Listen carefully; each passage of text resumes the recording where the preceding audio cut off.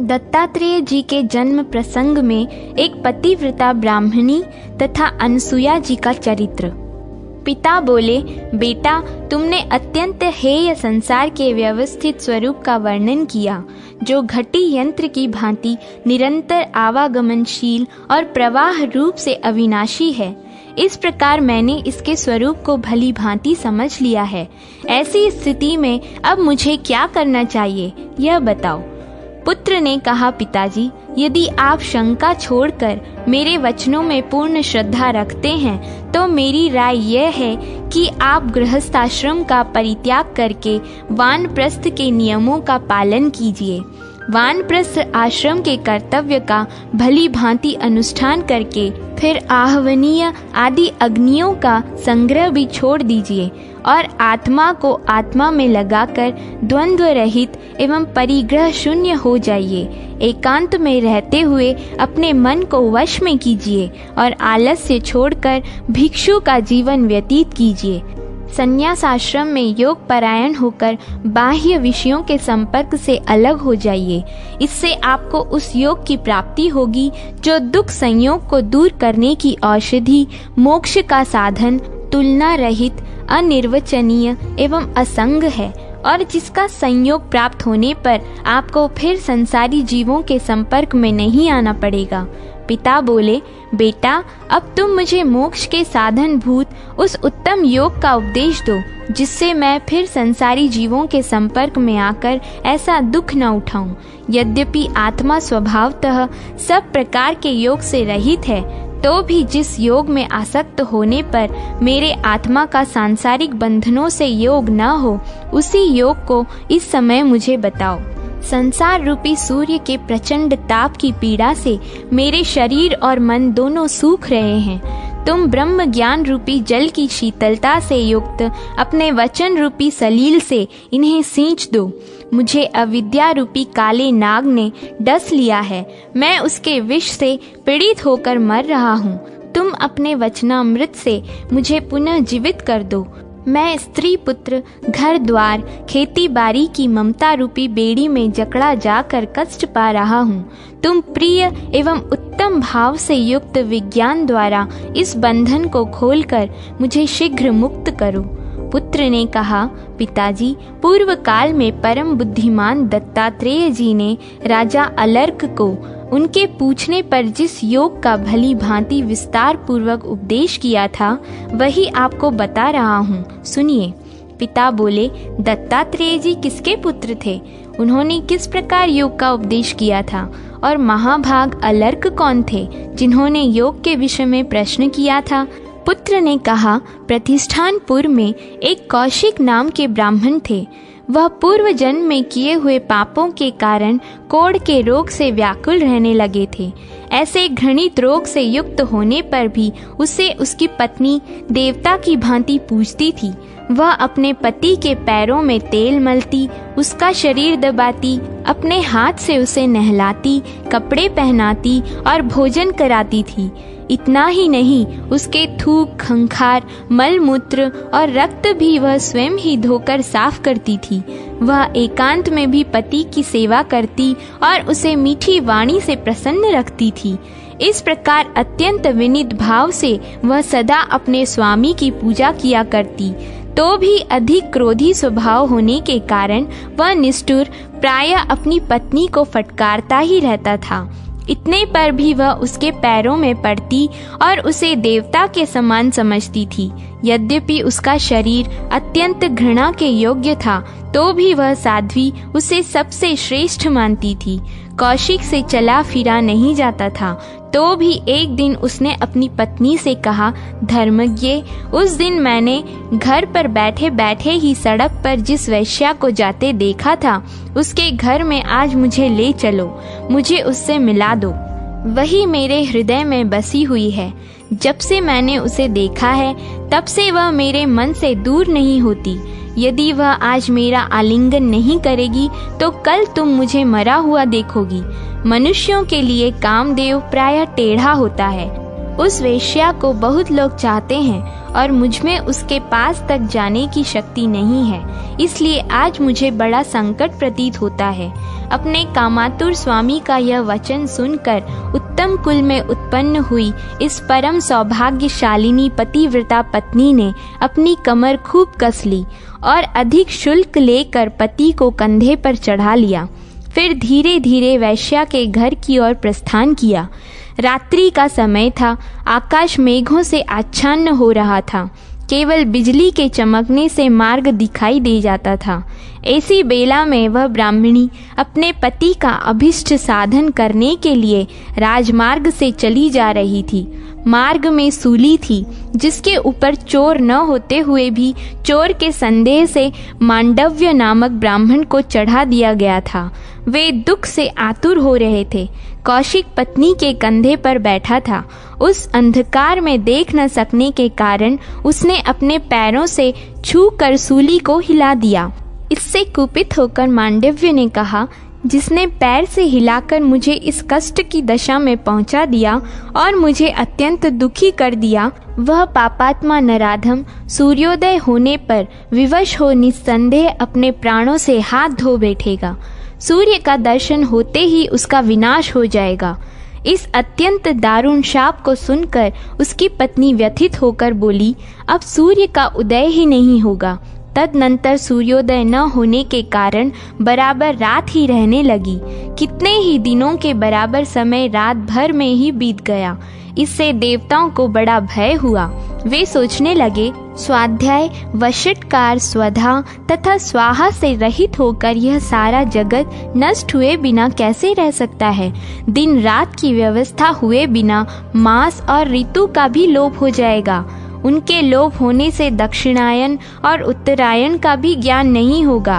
अयन का ज्ञान हुए बिना वर्ष कैसे हो सकता है, और वर्ष के बिना काल का ज्ञान होना असंभव है।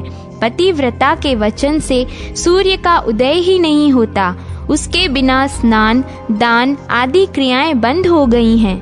अग्निहोत्र और यज्ञ का अभाव भी दृष्टिगोचर होने लगा है। होम के बिना हम लोगों की तृप्ति नहीं होती। जब मनुष्य यज्ञ का यथोचित भाग देकर हमें तृप्त करते हैं, तब हम खेती की उपज के लिए वर्षा करके मनुष्यों पर अनुग्रह करते हैं।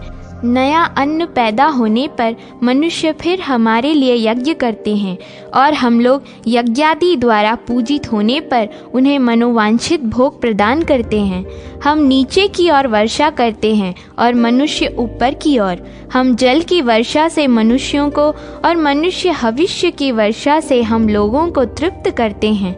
जो दुरात्मा लोभवश हमारा यज्ञ भाग स्वयं खा लेते हैं, उन अपकारी पापियों के नाश के लिए हम जल, सूर्य, अग्नि, वायु तथा पृथ्वी को भी दूषित कर देते हैं। उन दूषित वस्तुओं का उपभोग करने से उन कुकर्मियों की मृत्यु के लिए भयंकर महामारी आदि रोग उत्पन्न हो जाते हैं, जो हमें तृप्त करके शेष अन्न अपने उपभोग में लाते हैं। उन महात्माओं को हम पुण्य लोक प्रदान करते हैं, किंतु इस समय प्रभात काल हुए बिना इन मनुष्यों के लिए वह सब पुण्य कर्म असंभव हो रहा है। अब दिन की सृष्टि कैसे हो? इस प्रकार सब देवता आपस में बात करने लगे।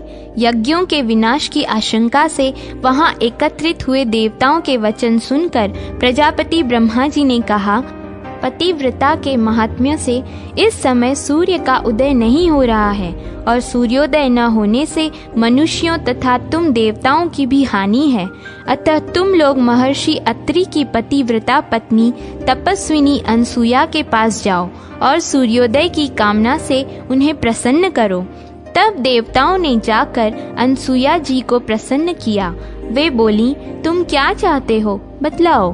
देवताओं ने याचना की कि पूर्ववत दिन होने लगे। अनसुया ने कहा, देवताओं, पतिव्रता का महत्व किसी प्रकार कम नहीं हो सकता, इसलिए मैं उस साध्वी को मनाकर दिन की सृष्टि करूंगी। मुझे ऐसा उपाय करना है जिससे फिर पहले की ही भांति दिन रात की व्यवस्था चलती रहे और उस पतिव्रता के पति का भी नाश ना हो। पुत्र ने कहा, देवताओं से यूं कहकर अनसुया देवी उस ब्राह्मणी के घर गईं और उसके कुशल पूछने पर उन्होंने अपने स्वामी की तथा अपने धर्म की कुशल बताई। अनसुया बोली, कल्याणी, तुम अपने स्वामी के मुख का दर्शन करके प्रसन्न तो रहती हो ना? पति को संपूर्ण देवताओं से बड़ा मानती हो ना? पति की सेवा से ही मुझे महान फल की प्राप्ति हुई है तथा संपूर्ण कामनाओं एवं फलों की प्राप्ति के साथ ही मेरे सारे विघ्न भी दूर हो गए। साध्वी, मनुष्य को 5 ऋण सदा ही चुकाने चाहिए। अपने वर्ण धर्म के अनुसार धन का संग्रह करना चाहिए। उसके प्राप्त होने पर शास्त्र विधि के अनुसार उसका सत्पात्र को दान करना चाहिए। सत्य, सरलता, तपस्या, दान और दया से सदा युक्त रहना चाहिए। राग द्वेष का परित्याग करके शास्त्रोक्त कर्मों का अपनी शक्ति के अनुसार प्रतिदिन श्रद्धा पूर्वक अनुष्ठान करना चाहिए। ऐसा करने से मनुष्य अपने वर्ण के लिए विहित उत्तम लोकों को प्राप्त होता है। पतिव्रते इस प्रकार महान क्लेश उठाने पर पुरुषों को प्रजापत्य आदि लोकों की प्राप्ति होती है, परंतु स्त्रियां केवल पति की सेवा करने मात्र से पुरुषों के दुख सहकर उपार्जित किए हुए पुण्य का आधा भाग प्राप्त कर लेती हैं। स्त्रियों के लिए अलग यज्ञ, श्राद्ध या उपवास का विधान नहीं है। वे पति की सेवा मात्र से ही उन अभिष्ट लोकों को प्राप्त कर लेती हैं। अतः महाभागे, तुम्हें सदा पति की सेवा में अपना मन लगाना चाहिए, क्योंकि स्त्री के लिए पति ही परम गति है। पति जो देवताओं, पितरों तथा अतिथियों की सत्कार पूर्वक पूजा करता है, उसके भी पुण्य का आधा भाग स्त्री अनन्य चित्त से पति की सेवा करने मात्र से प्राप्त कर लेती है। अनसुया जी का वचन सुनकर पतिव्रता ब्राह्मणी ने बड़े आदर के साथ उनका पूजन किया और इस प्रकार कहा, स्वभावतः सबका कल्याण करने वाली देवी, स्वयं आप यहाँ पधार कर पति की सेवा में मेरी पुनः श्रद्धा बढ़ा रही हैं। इससे मैं धन्य हो गई हूँ। यह आपका मुझ पर बहुत बड़ा अनुग्रह है। इसी से देवताओं ने भी आज मुझ पर कृपा दृष्टि की है। मैं जानती हूँ कि स्त्रियों के लिए पति के समान दूसरी कोई गति नहीं है। पति में किया हुआ प्रेम इहलोक और परलोक में भी उपकार करने वाला होता है। यशस्विनी, पति के प्रसाद से ही नारी इस लोक और परलोक में भी सुख पाती है, क्योंकि पति ही नारी का देवता है। महाभागो, आज आप मेरे घर पर पधारी हैं। मुझसे अथवा मेरे इन पतिदेव से आपको जो भी कार्य हो उसे बताने की कृपा करें। अनसुया बोली, देवी, तुम्हारे वचन से दिन रात की व्यवस्था का लोप हो जाने के कारण शुभ कर्मों का अनुष्ठान बंद हो गया है। इसलिए ये इंद्र आदि देवता मेरे पास दुखी होकर आए हैं और प्रार्थना करते हैं कि दिन रात की व्यवस्था पहले की तरह अखंड रूप से चलती रहे। मैं इसी के लिए तुम्हारे पास आई हूँ। मेरी यह बात सुनो। दिन न होने से समस्त यज्ञ कर्मों का अभाव हो गया है और यज्ञों के अभाव से देवताओं की पुष्टि नहीं हो पाती है। अतः तपस्विनी, दिन के नाश से समस्त शुभ कर्मों का नाश हो जाएगा और उनके नाश से वृष्टि में बाधा पड़ने के कारण इस संसार का ही उच्छेद हो जाएगा। अतः यदि तुम इस जगत को आपत्ति से बचाना चाहती हो तो संपूर्ण लोकों पर दया करो, जिससे पहले की भांति सूर्योदय हो। ब्राह्मणी ने कहा, महाभागे, मांडव्य ऋषि ने अत्यंत क्रोध में भरकर मेरे स्वामी, मेरे ईश्वर को शाप दिया है कि सूर्योदय होते ही तेरी मृत्यु हो जाएगी। अनसुया बोली, कल्याणी, यदि तुम्हारी इच्छा हो और तुम कहो तो मैं तुम्हारे पति को पूर्ववत शरीर एवं नई स्वस्थ अवस्था का कर दूंगी। सुंदरी, मुझे पतिव्रता स्त्रियों के महात्म्य का सर्वथा आदर करना है, इसलिए तुम्हें मनाती हूँ। पुत्र कहता है, ब्राह्मणी के तथास्तु कहकर स्वीकार करने पर तपस्विनी अनसुया ने अर्घ्य हाथ में लेकर सूर्यदेव का आवाहन किया। उस समय तक 10 दिनों के बराबर रात बीत चुकी थी। तदनंतर भगवान सूर्य खिले हुए कमल के समान अरुण आकृति धारण किए अपने महान मंडल के साथ गिरिराज उदयाचल पर आरूढ़ हुए। सूर्यदेव के प्रकट होते ही ब्राह्मणी का पति प्राणहीन होकर पृथ्वी पर गिरा, किंतु उसकी पत्नी ने गिरते समय उसे पकड़ लिया। अनसुया बोली, भद्रे, तुम विषाद न करना। पति की सेवा से जो तपोबल मुझे प्राप्त हुआ है उसे तुम अभी देखो, विलंब की क्या आवश्यकता। मैंने जो रूप, शील, बुद्धि एवं मधुर भाषण आदि सद्गुणों में अपने पति के समान दूसरे किसी पुरुष को कभी नहीं देखा है, उस सत्य के प्रभाव से यह ब्राह्मण रोग से मुक्त हो फिर से तरुण हो जाए और अपनी स्त्री के साथ 100 वर्षों तक जीवित रहे। यदि मैं स्वामी के समान और किसी देवता को नहीं समझती तो उस सत्य के प्रभाव से यह ब्राह्मण रोग मुक्त होकर पुनः जीवित हो जाए। यदि मन, वाणी एवं क्रिया द्वारा मेरा सारा उद्योग प्रतिदिन स्वामी की सेवा के ही लिए होता हो तो यह ब्राह्मण जीवित हो जाए। पुत्र कहता है, पिताजी, अनसुया देवी के इतना कहते ही वह ब्राह्मण अपनी प्रभा से उस भवन को प्रकाशमान करता हुआ रोग मुक्त तरुण शरीर से जीवित हो उठा, मानो जरावस्था से रहित देवता हो। तदनंतर दुंदुभी आदि देवताओं के बाजों की आवाज के साथ वहां फूलों की वर्षा होने लगी। देवताओं को बड़ा आनंद मिला। वे अनसुया देवी से कहने लगे, कल्याणी, आपने देवताओं का बहुत बड़ा कार्य किया है। तपस्विनी, इससे प्रसन्न होकर देवता आपको वर देना चाहते हैं। आप कोई वर मांगे। अनसुया ने कहा, यदि ब्रह्मा आदि देवता मुझ पर प्रसन्न होकर वर देना चाहते हैं, यदि आप लोगों ने मुझे वर देने के योग्य समझा है, तो मेरी यही इच्छा है कि ब्रह्मा, विष्णु और शिव मेरे पुत्र के रूप में प्रकट हों तथा अपने स्वामी के साथ मैं उस योग को प्राप्त करूं जो समस्त क्लेशों से मुक्ति देने वाला है। यह सुनकर ब्रह्मा, विष्णु और शिव आदि देवताओं ने एवमस्तु कहा और तपस्विनी अनसुया का सम्मान करके वे सब के सब अपने अपने धाम को चले गए।